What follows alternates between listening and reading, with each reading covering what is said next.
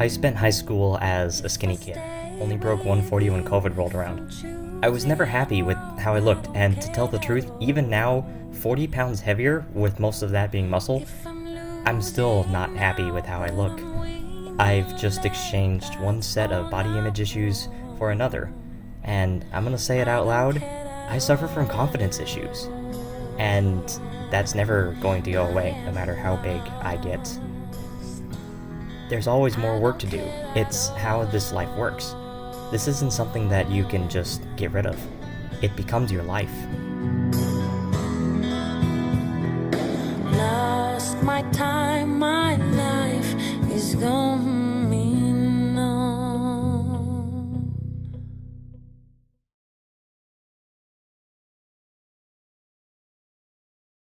How did you get started with your fitness journey? So it started back in like 8th grade. I was cross country, and then one of my friends convinced me to join the swim team, and that went on for about 4 years, and for almost a year now I've been a powerlifter and bodybuilder. How has this affected your mental state? It has. Food is definitely like a bit more of a chore sometimes. I spend several hours prepping on the weekends, and even just like what I do specifically for the diet that I'm on, not including everything else that I get, it's $30 a week, and I'm very susceptible to it. If I don't eat for quite properly for 2 days, I will bottom out mentally. All right, so here we are in the kitchen, place of champions, and it's where we're made. So tonight we got probably about 300 grams of chicken. That's gonna be, it starts as a cup of raw rice, which turns into about 3. Then a little over 2.5 ounces of broccoli. All in all, this is about 1,300 calories.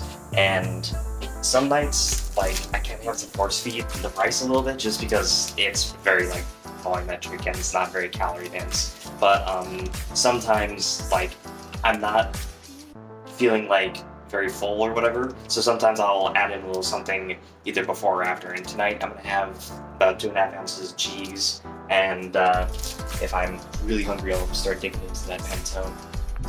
So did social media inspire you to change how you looked? Yeah. People like Jamal Browner, Justin Lee, Jesse James West, John Hack, they've been training and working their asses off for some of them a decade or more. And you can't help but compare yourself to them.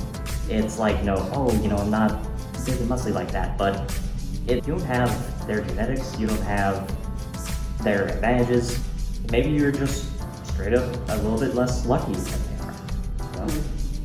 So, I'm always going to work out. Until the sun grows cold, I will probably be in the gym, but I'm not looking to make it a career.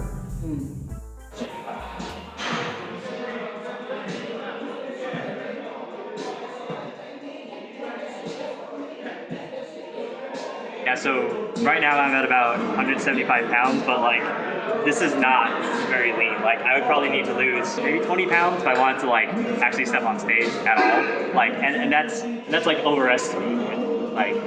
Yeah. All right, here at Barbell Brigade, we've got 275 load. My buddy Dark is gonna spot me. Let's do this.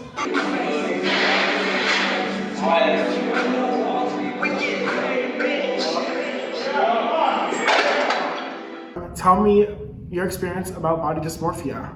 Yeah, so as I said before, whenever I was skinnier, I would look in the mirror and I would feel a good chunk of my ribs, and I felt very unconfident with it. I'm about 175 pounds right now, but and I'm not always happy with what I see in the mirror. It's like other people are seeing something that I'm just not, which, that's what body dysmorphia is, really. Bodybuilders. These are guys who, their whole job is to make sure that everything is symmetrical and lean. Are my arms growing right? Are my, is my front and my back balanced? It's not a healthy mindset. Well, that shoulder workout just absolutely blew me to pieces. But the good news is keeping my phone up is causing quite an effort in my shoulders right now. But yeah, at this rate, I'm gonna have Death Star delts by August. What is the biggest obstacle the gym poses to you? The biggest internal one is just the amount of work that you have to put in and the consistency. You know, a lot of people who are fairly serious about fitness will often work out 4, 5, even 6 days a week, up to 3 months to really see visible progress. Like, the only reason that I've made as much progress as I have in less than a year now, I only started really taking fitness seriously in March of 2022. The only reason that I'm here is because my genetics allowed for it. I was willing to really get a hold on my eating and my meals, and I can count how many times I deliberately sat out of the gym, even knowing that I had a workout scheduled that day, probably on one hand. What are some of the benefits you're reaping? There are several. I did one of the big things is the strength gains. In less than a year, I've gone from barely being able to deadlift 3 plates to I had a powerlifting meet where the biggest moment of that was deadlifting about 430 pounds off the floor. But one of the things that I also have is I have stretch marks. And at first I was very self-conscious of them, but they're not badges, but this is what I'm bringing home from my war, if you will. I like that. So for my final...